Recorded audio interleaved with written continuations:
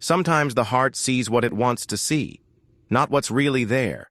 Sometimes we fall so deep into hope that we forget to look at the ground beneath us.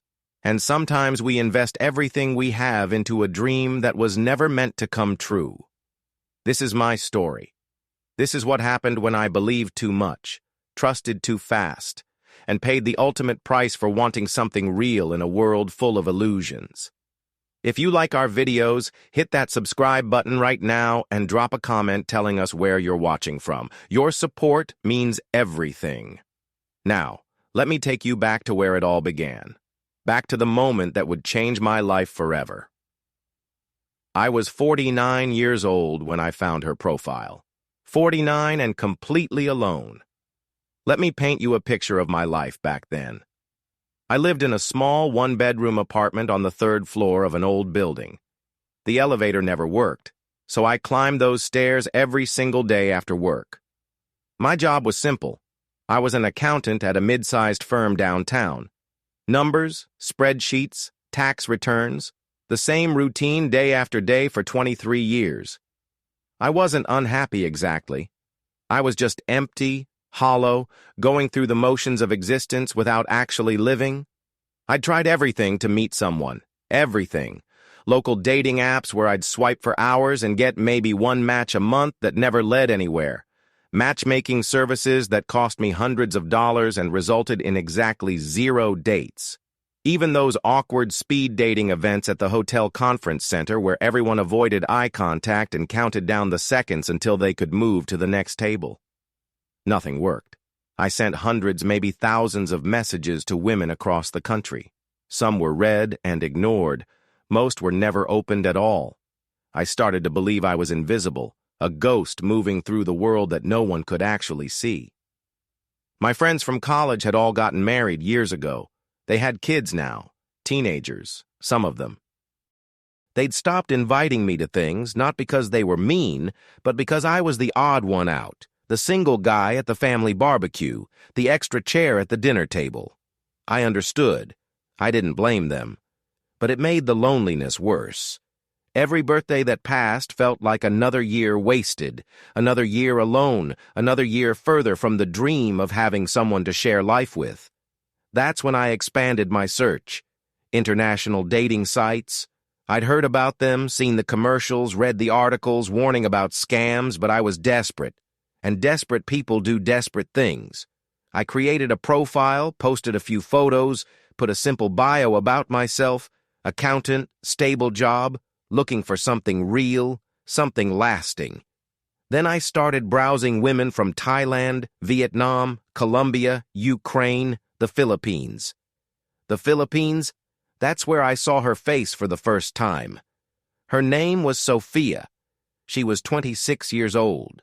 Her profile picture showed her standing on a beach at sunset, the golden light making her skin glow.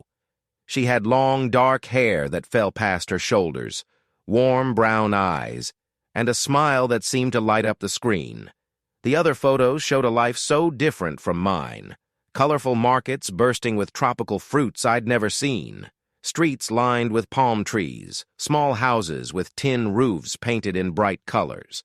A world that seemed vibrant and alive compared to my gray apartment and gray routine.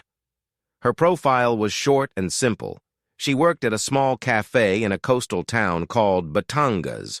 She helped her parents pay bills. She took care of her younger brother who was still in school.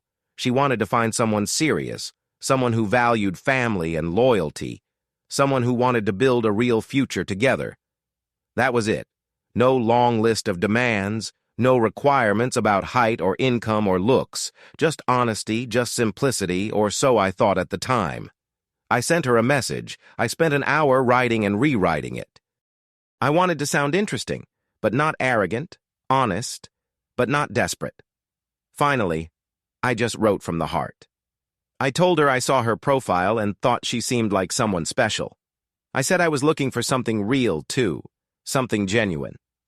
I asked about her life in the Philippines, about the cafe where she worked, about her dreams for the future. Then I hit send and tried not to think about it. I'd sent so many messages before that went unanswered. Why would this one be different? but it was different. Within 10 minutes, my phone buzzed. She'd replied.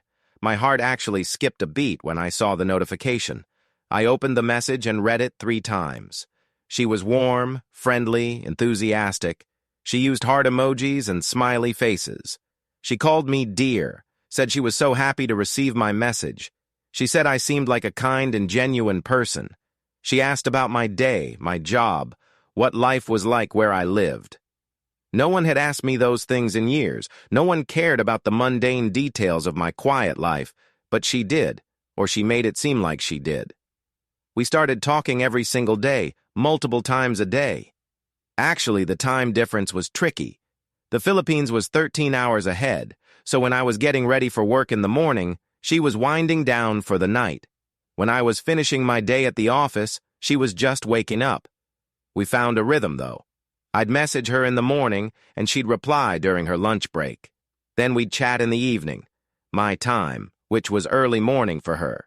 She'd tell me about getting ready for work, about the walk to the cafe, about the smell of fresh bread baking and coffee brewing. Those messages became my lifeline. I'd sit at my desk at work pretending to focus on spreadsheets, but really I was waiting for my phone to buzz. I'd smile when her name appeared on the screen. My coworkers noticed. They'd ask why I seemed happier, more energetic. I'd brush it off. Just had a good weekend. Just feeling good.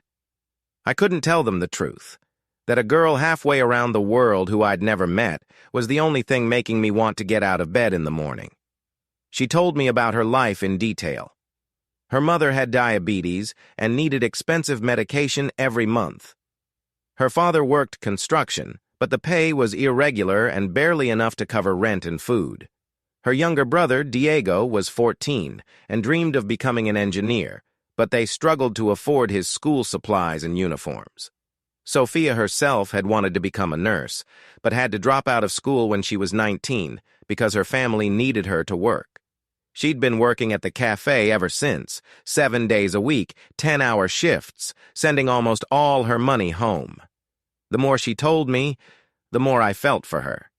Here was this beautiful, kind, hard-working girl who'd sacrificed her own dreams to take care of her family, who woke up before sunrise every day to walk to work, who smiled and served coffee to tourists while carrying the weight of her family's survival on her shoulders.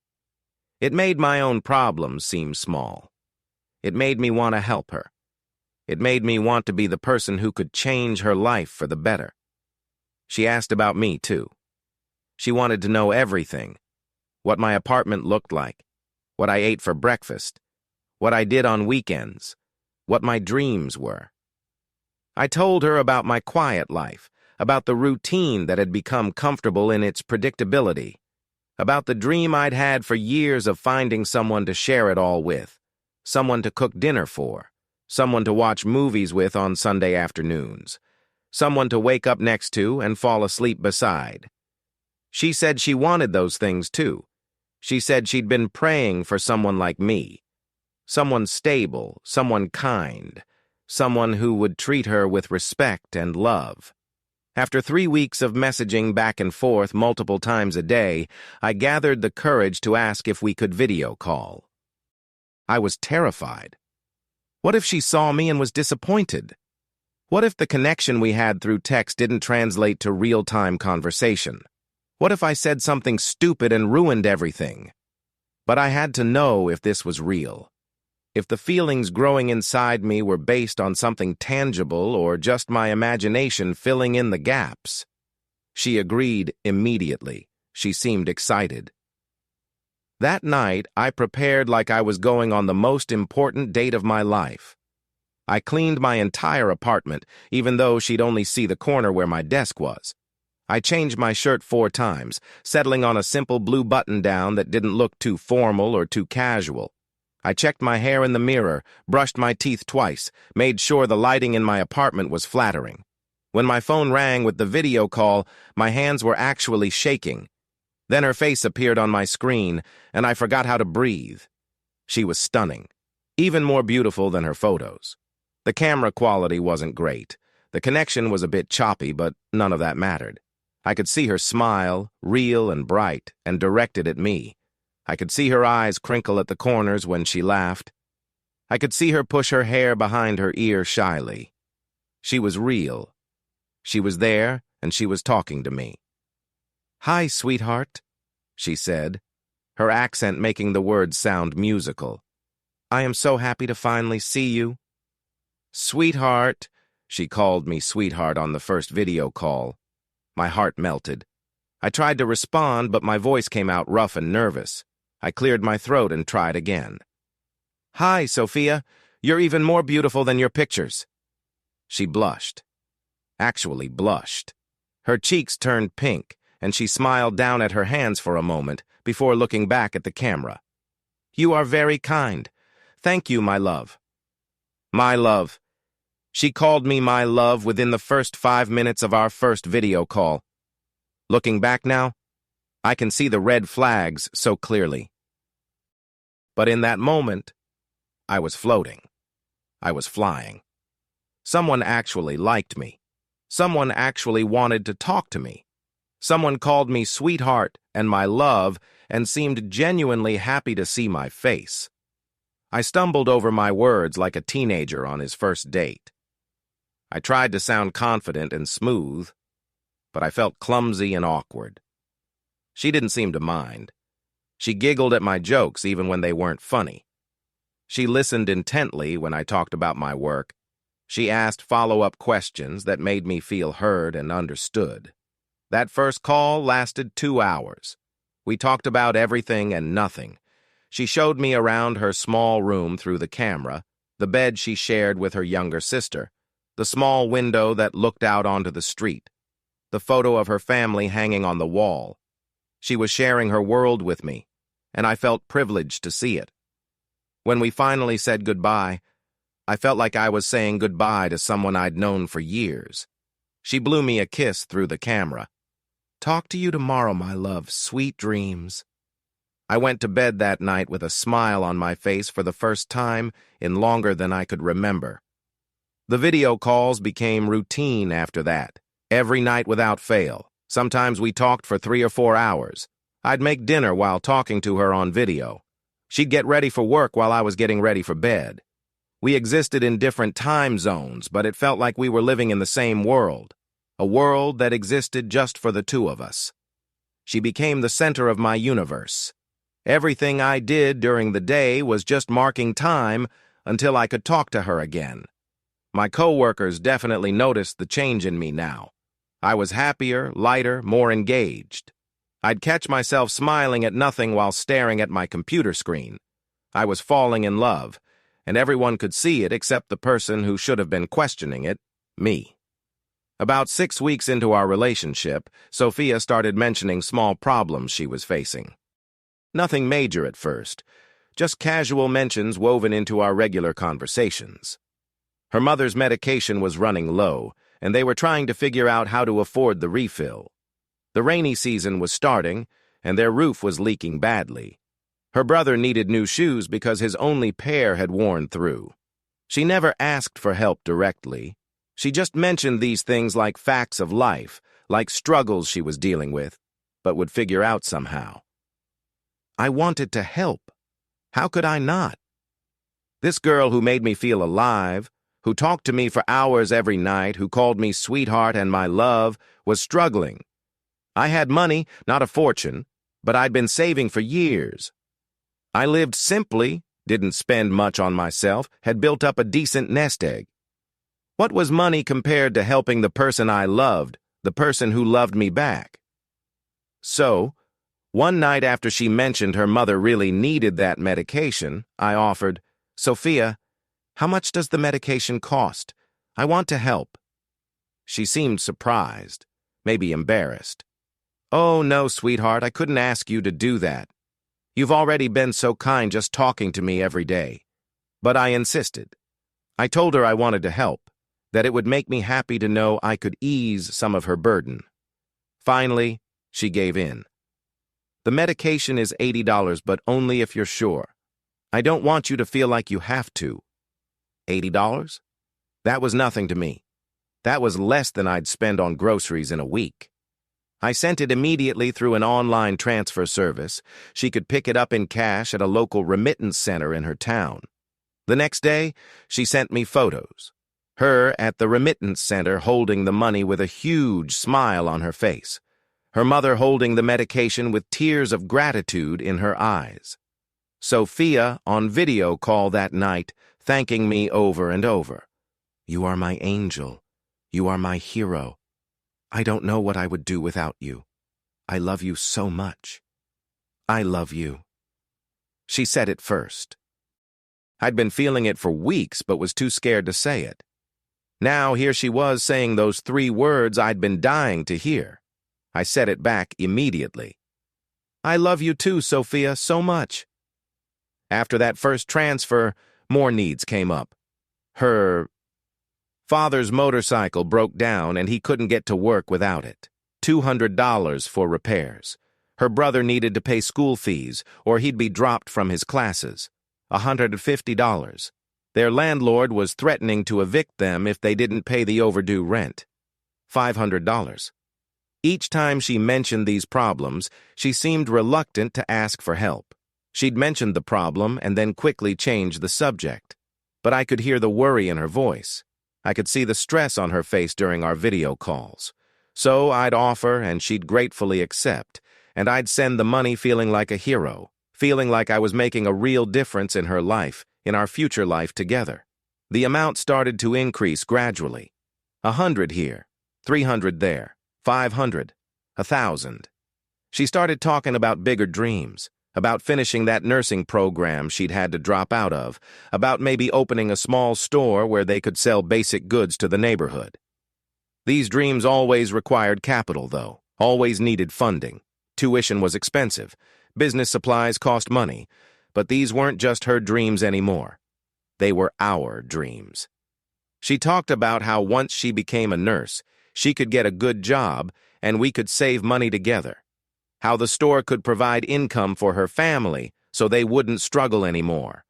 How all of this was building toward the day when we could finally be together permanently.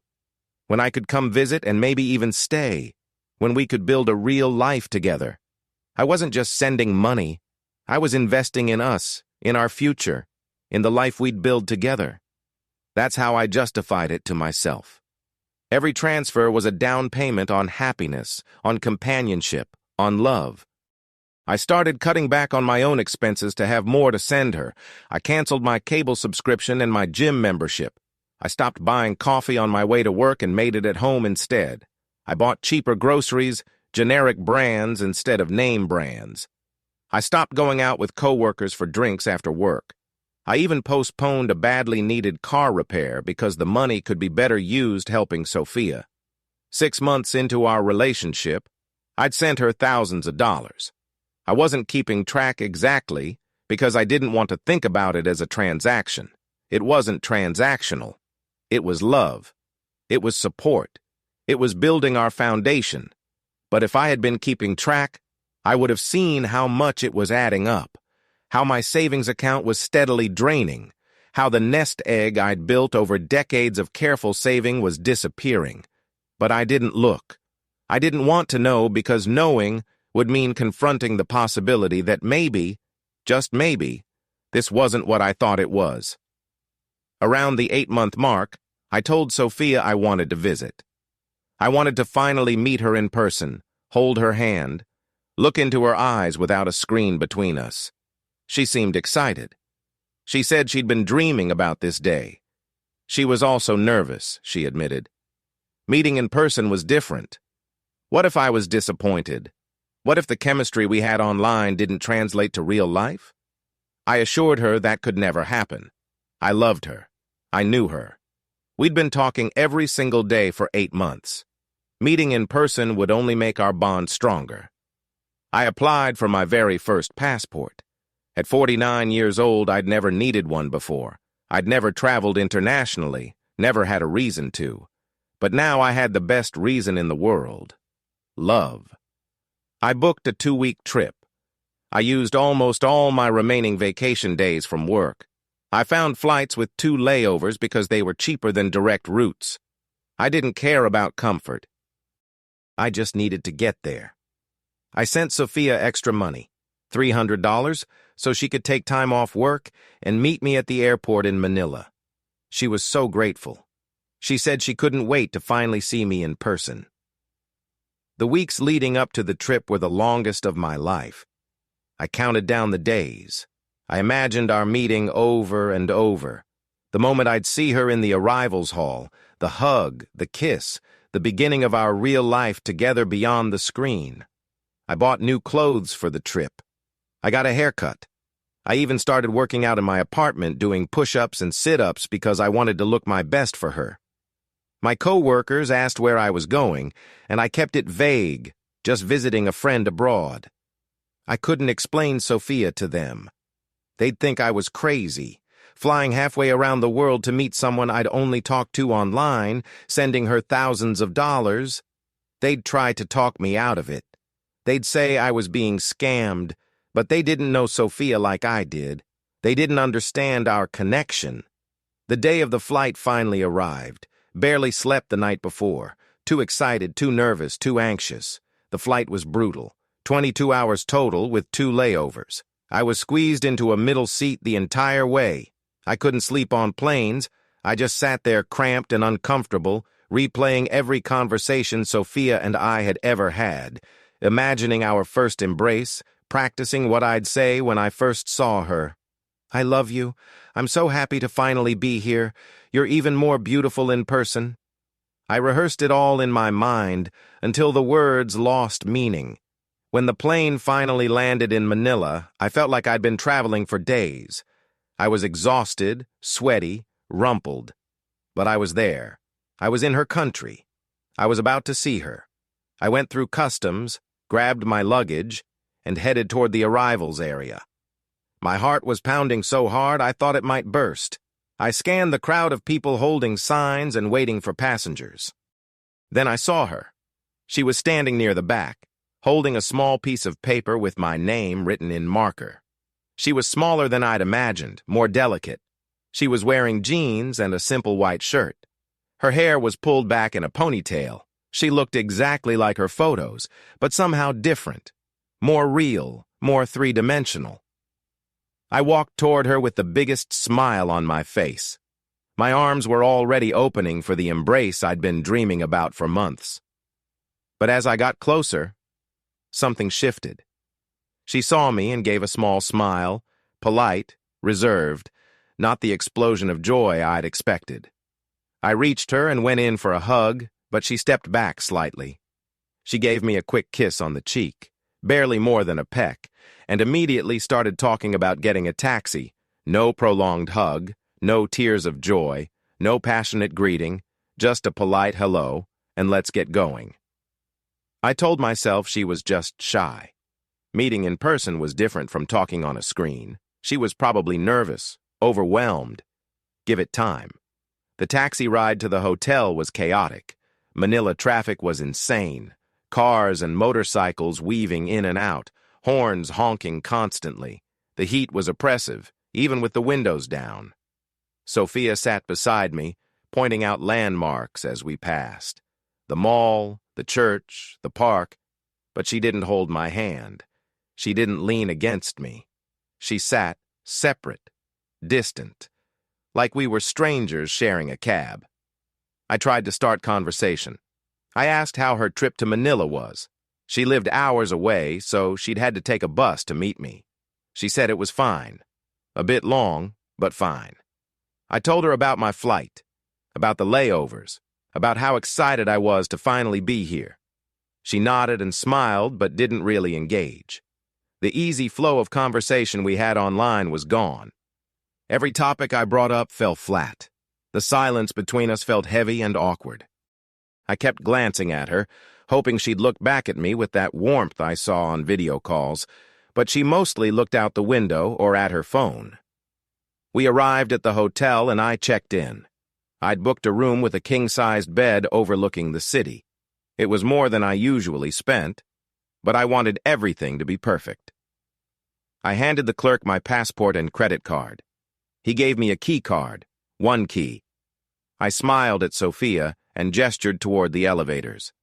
That's when she spoke up. "Where is my key?" I turned to her, confused. "What do you mean?" "My room key. I need my own room." I felt my stomach drop. "Your own room? I thought we'd stay together." She shook her head, her expression firm. "No, we just met in person. I want my own room, just until we get to know each other better." I wanted to argue. We'd been talking for 8 months. We'd said we loved each other. We'd made plans for a future together. How did we not know each other?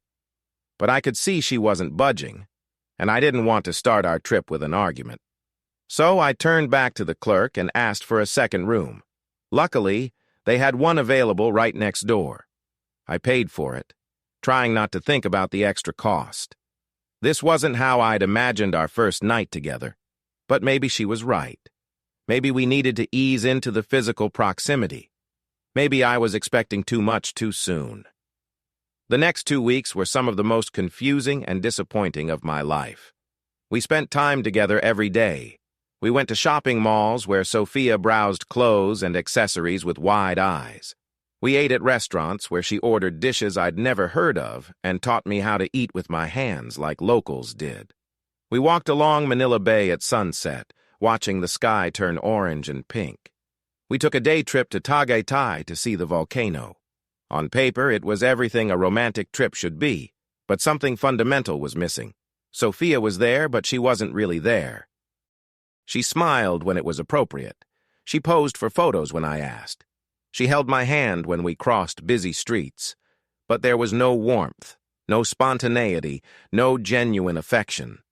Every gesture felt performed, obligatory, like she was fulfilling her part of an agreement rather than spending time with someone she loved. The playfulness we had on video calls was gone. The easy laughter, the inside jokes. It all disappeared the moment we met in person. We continued sleeping in separate rooms every night. I'd lie in bed alone, staring at the ceiling, wondering what I was doing wrong. During our video calls, she'd been so warm and affectionate. She'd called me sweetheart and my love and told me how much she missed me. But here in person, she was distant, reserved, almost cold. I tried to talk to her about it several times. I'd ask gently if everything was okay, if I'd done something to upset her. She'd brush it off. She was just tired, adjusting. Seeing me in person made everything feel real, and it was overwhelming. I wanted to believe those explanations. I needed to believe them because the alternative was too painful. That she didn't actually love me. That she never had. That all of this was something else entirely. So I clung to her excuses and told myself things would get better. We just needed more time, more patience. The connection would come. I spent money constantly trying to bridge that gap, trying to prove myself, trying to show her I was worth loving. I bought her new clothes because she admired things in shop windows, dresses, shoes, a handbag she kept looking at. I bought her a new smartphone because hers was old and the camera barely worked. I gave her cash to send to her family because her father had another emergency. More repairs, more bills, more urgent needs that required money immediately. I paid for every meal, every taxi, every entrance fee to every attraction. I wanted her to know I was a good provider, that I was serious about our future, that I would take care of her and her family. But nothing I did seemed to change the fundamental distance between us.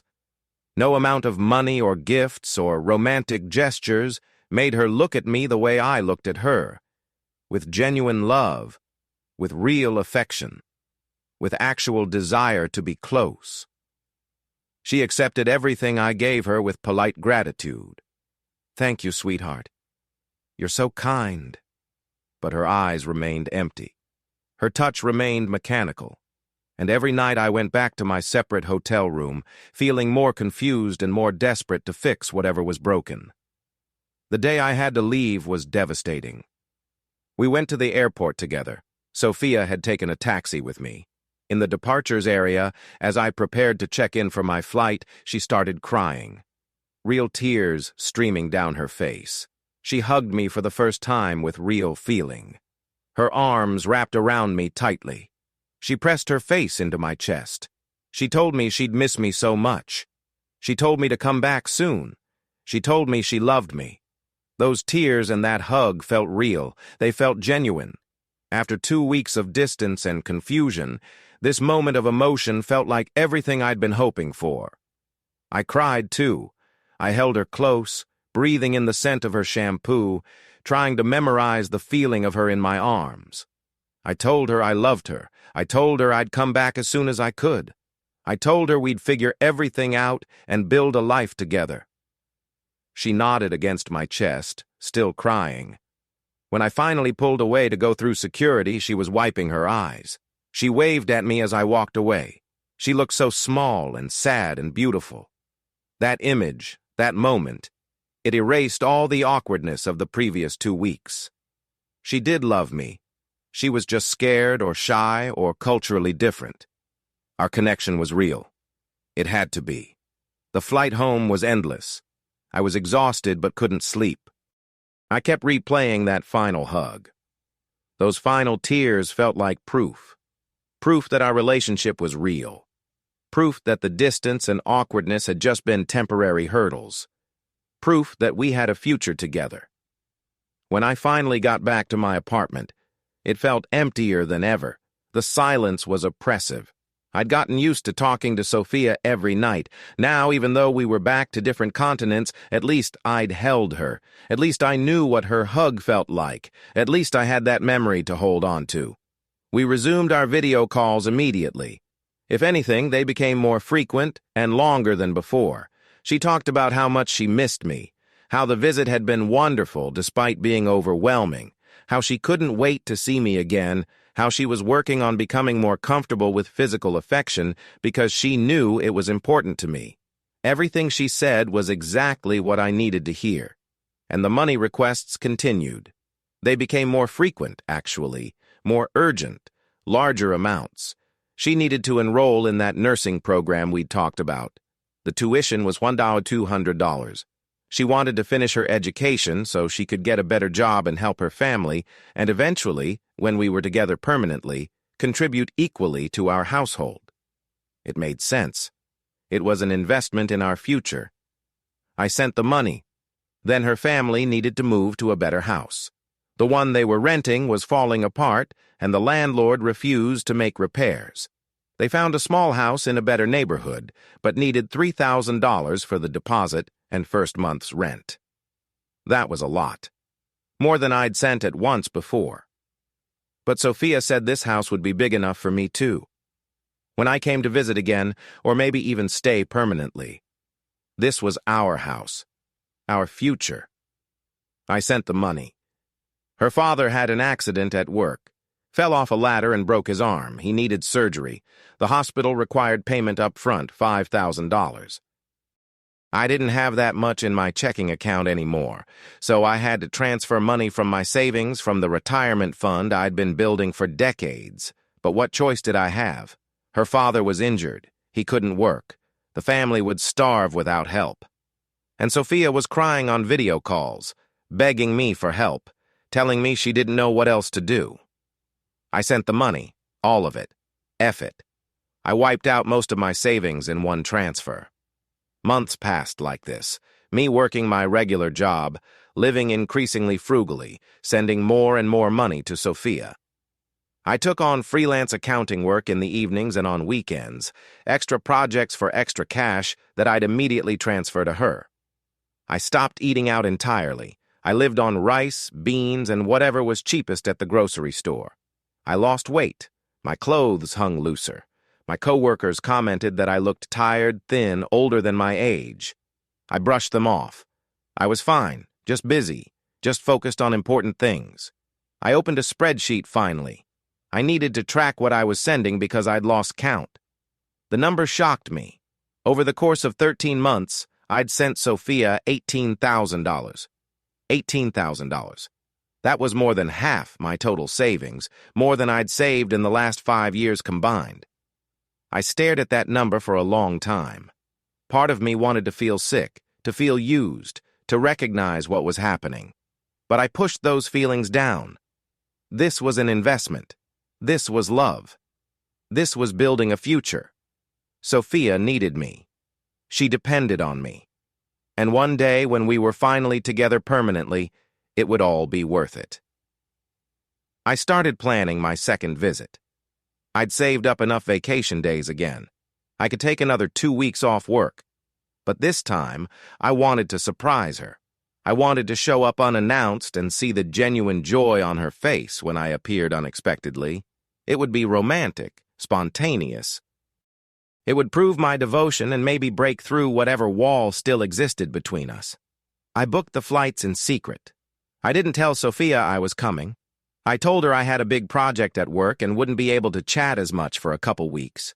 She seemed fine with it, almost relieved to have a break from our nightly calls. I should have seen that as a red flag, but I didn't. I packed my bags with excitement and anxiety churning in my stomach. This trip would determine everything. This trip would be the test of whether our relationship could transition from online to real, whether the love we professed through screens could exist in three-dimensional reality. I flew back to Manila, then caught a smaller domestic flight to the region where Sophia lived. From there, I hired a van to drive me to her town in Batangas. The drive took over 3 hours through increasingly rural roads, mountains in the distance, rice paddies, small villages. It was beautiful in a way that made me understand why Sophia loved her home. I had her address memorized. We'd talked about her house so many times.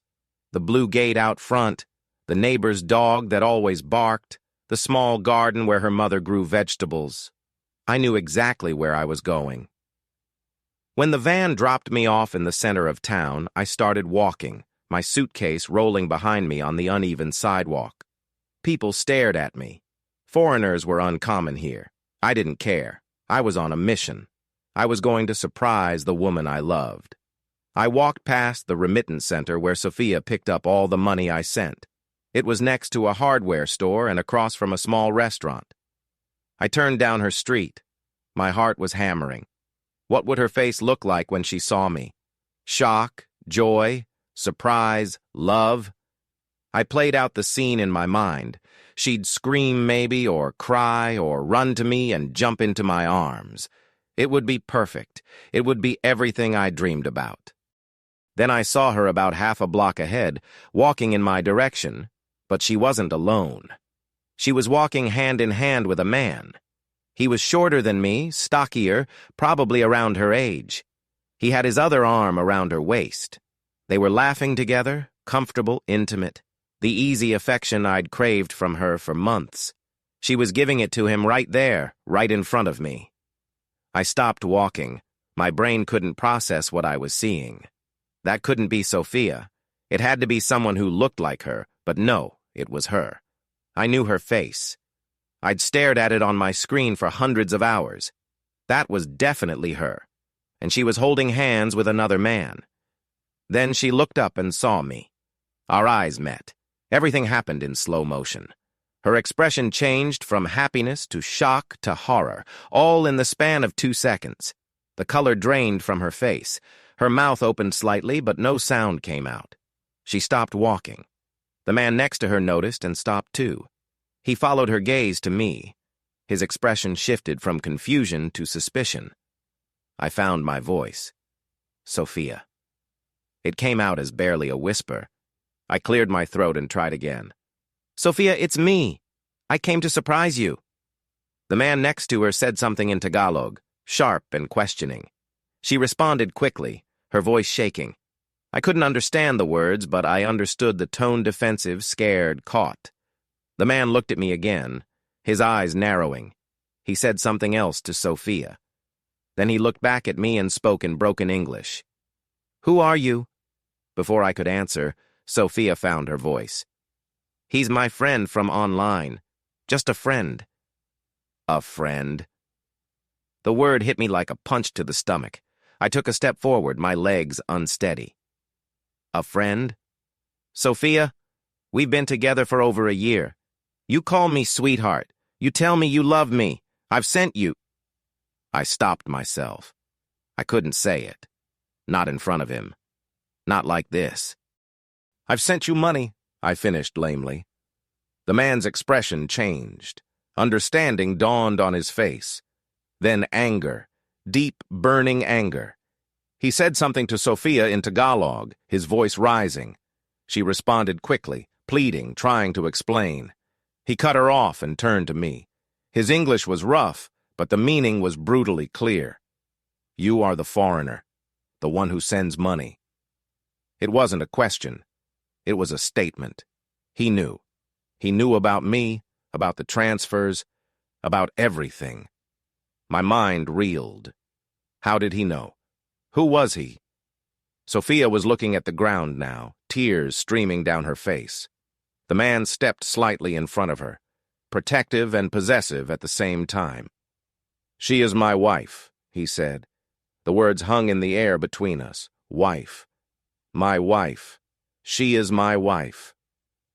Everything clicked into place. Every piece of the puzzle I'd been ignoring for months suddenly made sense. The separate hotel rooms, the lack of physical intimacy, the guardedness, the distance. She had a husband.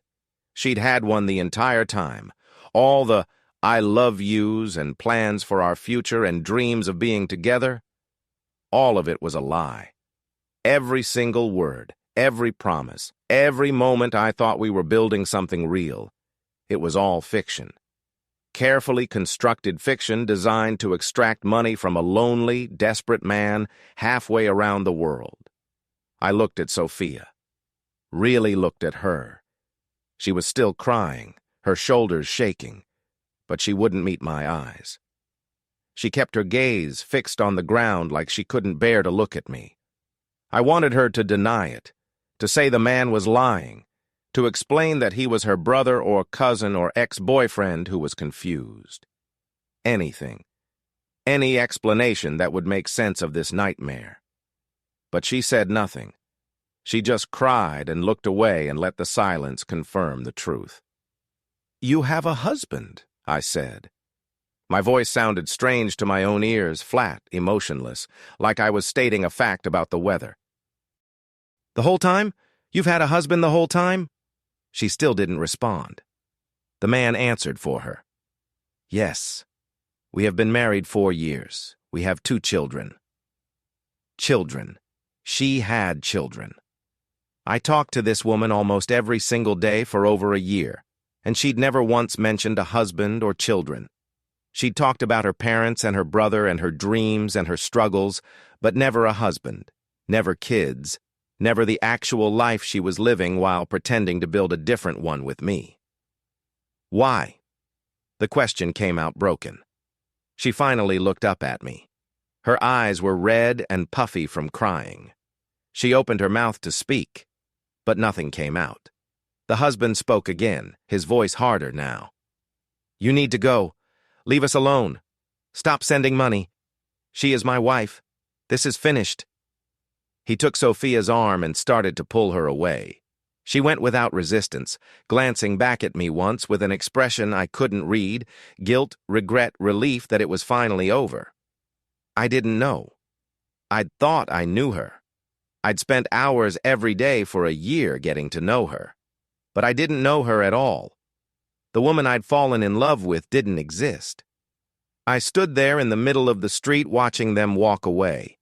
A few local people had stopped to watch the confrontation. They were staring at me now, the stupid foreigner who'd been played for a fool. I turned and walked in the opposite direction. I didn't know where I was going. I just needed to move, to get away, to process what had just happened. I found a small hotel a few blocks away, the kind of place that rented rooms by the hour. I didn't care. I paid cash and went upstairs and locked the door behind me. I sat on the edge of the bed. The mattress was thin and lumpy. The room smelled like stale cigarette smoke and mildew. I stared at the wall. My mind was completely blank. I couldn't think, couldn't feel, couldn't process. I don't know how long I sat there. Hours, maybe.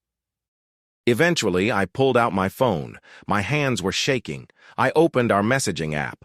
All our conversations were still there. Thousands of messages. I scrolled through them. Every I love you. Every I miss you, my love. Every I can't wait until we're finally together. every message where she asked for money, and I sent it without hesitation. I opened my email and found the transfer confirmations. I'd been keeping them in a folder organized by date, proof of my devotion, proof of my investment in our future. I opened my spreadsheet and updated it with the final numbers. Over 14 months, I'd sent Sophia $23,400. $23,000. I stared at that number until it stopped looking like anything. Just digits on a screen. Abstract, meaningless. Except it wasn't meaningless. That was my savings, my retirement, my security, years of careful planning and disciplined saving gone, handed over to a married woman in the Philippines who'd never loved me, who'd probably never even liked me, who'd seen me as nothing but a paycheck. The worst part wasn't the money, though. It was the realization of how thoroughly I'd been deceived, how completely I'd bought into the fantasy. I'd ignored every red flag, the separate rooms, the lack of intimacy, the constant need for money, the way she'd seemed relieved when I said I couldn't chat as much before this trip. All the signs were there, and I'd willfully ignored them because I wanted so badly to believe someone could love me, that someone could want me, that I wasn't going to spend the rest of my life alone. I lay back on the bed and stared at the ceiling. There was a water stain in the corner, brown and spreading. I focused on it. Anything to keep my mind from spiraling. But I couldn't stop the thoughts. Did she laugh about me with her husband? Did they plan the requests for money together? How many other men was she doing this to? Was I the only one, or just one of many? How much of what she told me was true? Anything? Did she even really work at a cafe? Was her mother actually sick? Was any of it real? I stayed in that hotel room for 3 days. I couldn't bring myself to leave. I had food delivered, rice and chicken from a restaurant down the street. I barely ate it. Mostly I just lay there staring at nothing, replaying every conversation, every video call, trying to find the moment where I should have known, where I should have questioned, where I should have protected myself. But the truth was, there was no single moment. It was all of them. Every time I sent money, every time I ignored my gut feeling that something was off, every time I chose to believe instead of doubt. On the 4th day, I forced myself to get up, to shower, to pack my bag. I checked out of the hotel and took a taxi back to the regional airport. I changed my return flights to leave immediately. I didn't want to spend another minute in this country. I flew back to Manila, then caught the first available international flight home. The journey was even worse than the trip over. At least then I'd had hope, excitement, purpose. Now I just felt empty, hollowed out, like someone had scooped out everything inside me and left just the shell. When I got back to my apartment, I walked through the door and looked around. Nothing had changed. The same furniture in the same places, the same dishes in the sink, the same routine waiting for me. But everything felt different. Contaminated. I'd sat on that couch talking to Sophia for hundreds of hours. I'd made dinner in that kitchen with her face on my phone screen propped against the wall. I'd lain in that bed dreaming about our future together. Every corner of my apartment held memories of her. Memories that were now revealed to be based on lies. I opened my laptop. Part of me hoped there would be a message from Sophia. An explanation. An apology. Something. But there was nothing. I tried to send her a message. It wouldn't go through blocked. I checked my email. Blocked there, too. She'd severed all contact the moment I discovered the truth. No goodbye, no explanation, no acknowledgement of what she'd done. Just silence. Like I'd never existed. Like the past 14 months had never happened. Like I was nothing. I didn't go to work for a week. I called in sick every day. My supervisor was concerned, but I told him I had the flu. I'd be back soon. I wasn't sick, though. Not physically. I just couldn't function. Couldn't get out of bed most days. When I did, I'd wander around my apartment in a daze. I'd open the refrigerator and forget why. I'd turn on the TV and stare at it without seeing anything. I'd pick up my phone to call someone, then remember I had no one to call. My friends had drifted away during the year I'd been obsessed with Sophia. I'd canceled plans, turned down invitations, stopped responding to messages. I'd isolated myself completely for a relationship that never existed. The financial reality started to sink in slowly. I checked my bank account. $2,300. That's all I had left. $2,000 to my name at age 50. I'd had over $30,000 just 14 months ago. I'd spent nearly $24,000 on Sophia and another $6,000 on the 2 trips to the Philippines. Everything I'd saved over decades of working gone. I'd have to start over from nothing. At 50 years old, with no savings, no retirement fund, no backup plan. The panic started to set in. How would I retire? What if I had a medical emergency? What if I lost my job? I went back to work. Eventually, I had to. I needed the paycheck now more than ever. My co-workers noticed I'd changed, lost weight, looked older, seemed distant and distracted. They stopped trying to make conversation after a while. I became a ghost in my own office, showing up, doing my work, leaving. No interaction, no connection, just going through the motions. I picked up more freelance work. Every spare hour spent doing extra accounting projects for extra money, trying to rebuild what I'd lost.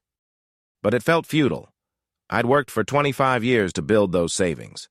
How long would it take to replace them? Another 25 years? I'd be 75 by then. Too old to enjoy it, too old to do anything with it.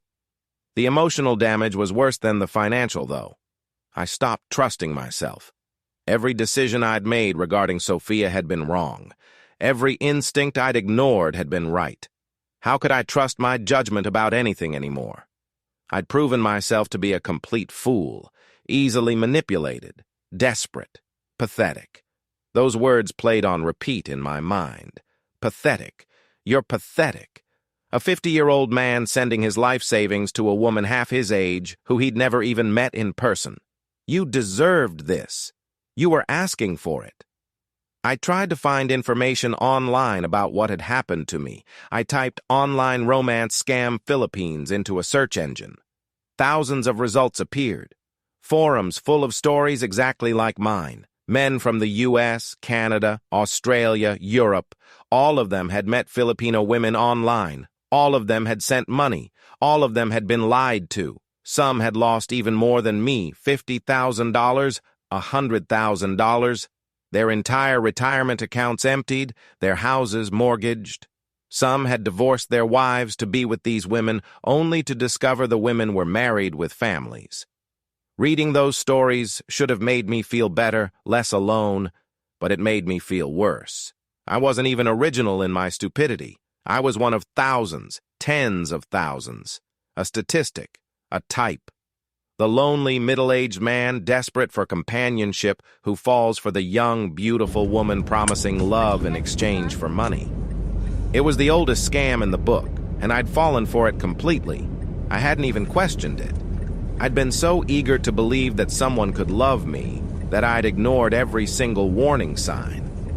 I thought about reporting her to the authorities, but what would I report?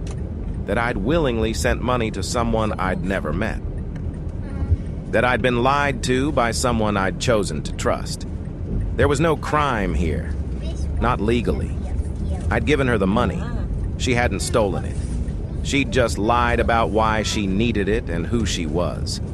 And even if I did report her, nothing would happen. She was in the Philippines, I was in the US, different countries, different laws, no way to prosecute, no way to get the money back. It was just gone, permanently. Months passed. I fell into a new routine. Work, freelance, sleep, repeat. No social life, no hobbies, no joy. Just existence, just survival. I paid my bills, I bought groceries, I saved what little I could, but the money trickled in so slowly compared to how fast I'd given it away. Every dollar I managed to save felt insignificant compared to the $23,000 I'd lost. I'd worked for months to save $1,000. Sophia had taken that from me in a single transfer. The loneliness was crushing. It had been bad before Sophia. That's why I'd been so vulnerable to her manipulation. But now, it was worse. Because now I knew what it felt like to talk to someone every day, to have someone to share things with, even if it was fake, to have someone who seemed to care, even if they didn't. Going back to absolute isolation after experiencing that false connection was harder than never having it at all. I'd had a taste of companionship, and now the lack of it hurt even more. I tried to go back to dating apps, local ones this time. I'd learned my lesson about international dating, but I couldn't do it. I'd create a profile and stare at it. Then I'd delete it. Create it again. Delete it again. I couldn't trust anyone. Every woman who liked my profile or sent me a message, I assumed was trying to scam me. Every conversation felt like a potential trap. Every compliment felt like manipulation. I'd been so thoroughly broken by Sophia that I couldn't imagine trusting anyone ever again. A year passed since that day in Batangas. I'd managed to save about $4,000. It was something. A small start to rebuilding. But I was 51 now. Time was running out. I should have been thinking about retirement. Instead, I was starting from zero. I did the math one night. If I saved aggressively, if nothing went wrong, if I had no emergencies, I might have $50,000 saved by the time I was 65. $50,000. That was supposed to last me the rest of my life. It was impossible. The retirement I'd been planning, the comfortable later years I'd been working toward, they were gone. Sophia had stolen my future along with my present. Sometimes late at night, I'd still think about her. I'd wonder if she ever thought about me, if she felt any guilt or remorse, or if I was just completely forgotten. One mark among many, completely interchangeable and forgettable. I'd wonder about her husband. Had he known the whole time? Had they planned it together? Or had he been as shocked as I was? Did she do this to other men after me?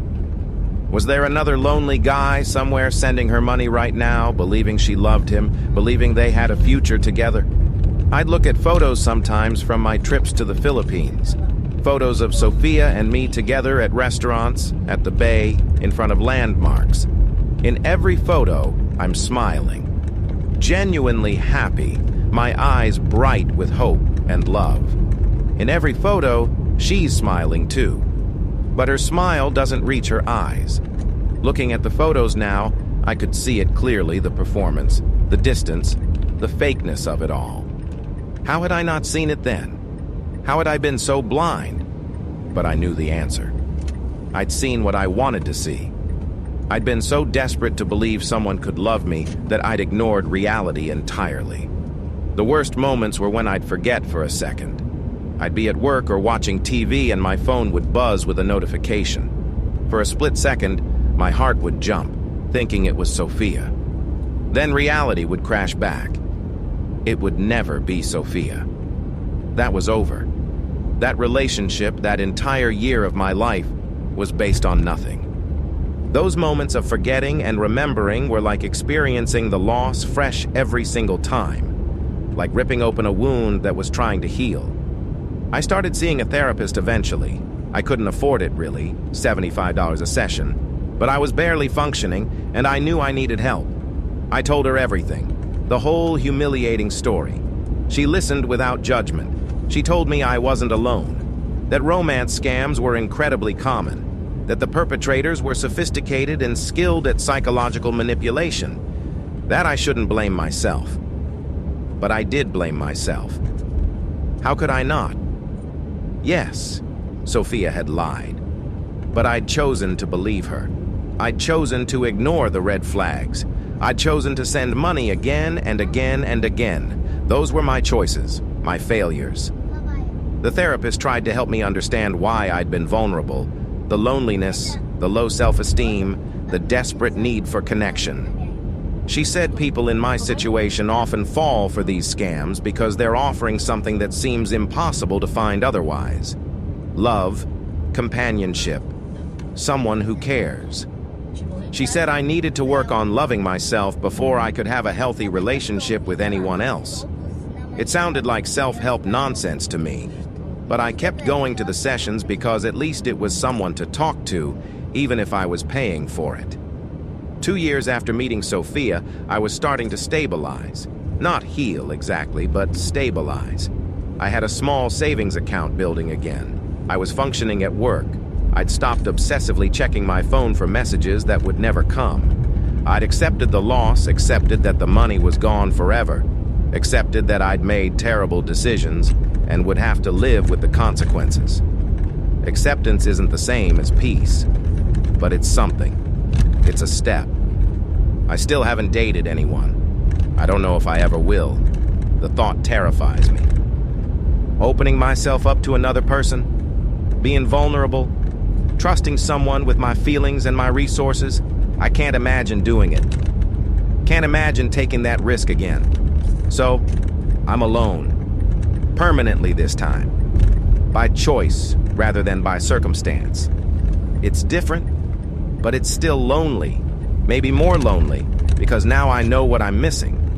Sometimes I wonder what my life would have been like if I'd never found Sophia's profile. If I'd kept swiping on local apps. If I'd stayed patient. If I'd saved my money and built the comfortable retirement I'd planned. I'd probably still be alone, but I'd have financial security. I'd have my dignity. I'd have the ability to trust myself. I'd have something. Now, I have nothing but expensive lessons learned the hardest way possible. I look back at that man I was 2 years ago, the one who was so excited to message a beautiful woman in the Philippines, so hopeful that maybe finally someone could love him. That man seems like a stranger to me now. So naive, so trusting, so desperate. I don't know if I'm better off now being more realistic and jaded, or if I was better off then being hopeful and optimistic, even if it was based on delusion. At least then I had something to look forward to, something to dream about.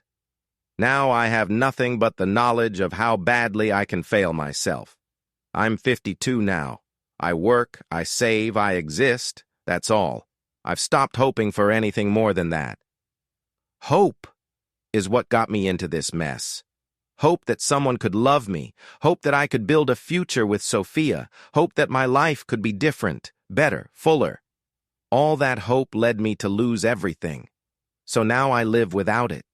Without hope and without trust and without the vulnerability that leads to connection. It's safe, it's protective, it's also incredibly empty. If I could go back and talk to my 49-year-old self, the one who was about to send that first message to Sophia, what would I say? Would I tell him not to do it? To save his money and his heart? Or would I let it happen, knowing that sometimes lessons can only be learned through pain? I don't know. Maybe both are true. Maybe I needed to go through this to become who I am now. Even if who I am now is broken and guarded and fundamentally changed. Money is gone. The time is gone. The version of myself that could believe in love is gone. What I have now is hard-earned wisdom and a cautionary tale to tell. I share this story not because I'm proud of it, not because I think I made good choices, but because somewhere out there is someone like I was lonely, desperate, vulnerable, about to make the same mistakes. And maybe, just maybe, hearing my story will make them pause, make them question, make them protect themselves in a way I didn't. If you're talking to someone you've never met, if they're asking for money, if the situation feels too good to be true, it is. Walk away. Block them. Protect yourself. Because I promise you, the pain of being alone is nothing compared to the pain of discovering that the connection you thought you had never existed, that the love you felt was one-sided, that you were nothing but a means to an end. That pain is unbearable. That pain doesn't go away. I don't know what my future holds. More of the same, probably. Work, save, exist, grow old alone. Try not to think too much about what could have been if I'd made better choices. Try not to calculate how much I'd have saved by now if I hadn't given it all to Sophia. Try not to wonder what she's doing now or if she ever thinks about me. Try not to miss the fantasy of her, because even though it was fake for a while, it made me feel less alone. And sometimes on the hardest nights, I miss that feeling more than anything. This is my story. This is what happened when I confused hope with reality, when I mistook manipulation for love, when I ignored every warning sign because I wanted so badly to believe someone could want me. I lost $23,400, but I lost so much more than money. I lost time, trust, hope, the ability to believe in connection. I lost myself, and I'm still trying to figure out if there's a way to find myself again, or if this broken, guarded, lonely version is who I am now, permanently, forever. If you're watching this and you've been through something similar, know that you're not alone. There are thousands of us, tens of thousands, people who believed and trusted and lost everything. We're not stupid. We're not weak. We're human. We wanted connection in a disconnected world. We wanted love in a lonely existence. That's not shameful. What happened to us is not our fault. Even if we made choices that enabled it, we were victims of sophisticated manipulation. And we're still here, still surviving, still trying to figure out how to move forward. That counts for something. It has to. My name doesn't matter. My story is one of many, but it's mine. And I'm sharing it in the hope that it helps someone somewhere make a different choice, a better choice, a choice that protects them from the kind of devastating loss that I experienced. Choose carefully, trust slowly, and remember that real love never requires you to empty your bank account. Real love doesn't exist primarily through wire transfers. Real love doesn't hide behind screens and excuses and distance. Real love shows up in person consistently without conditions. If what you have doesn't look like that, it's not love, no matter how much you want it to be. Learn from my mistakes, protect yourself, and maybe, unlike me, you'll find something real, something genuine, something worth the risk. I hope you do. I really do.